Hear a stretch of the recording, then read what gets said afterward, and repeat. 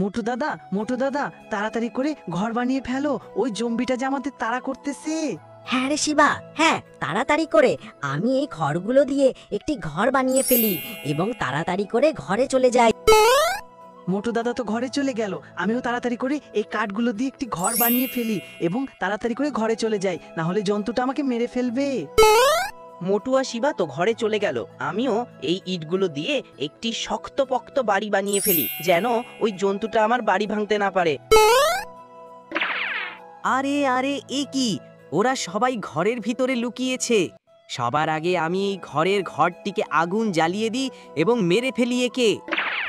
আরে শিবা শিবা, আমার ঘরের ঘরটায় ওই জম্বিটা যে আগুন জ্বালিয়ে দিয়েছে, তোমার কাঠের ঘরে একটু আমাকে জায়গা করে দাও।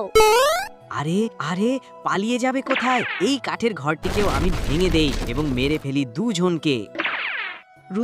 রুদ্রা, আমাদের ঘরগুলো ওই জম্বুটা ভেঙে ফেলেছে।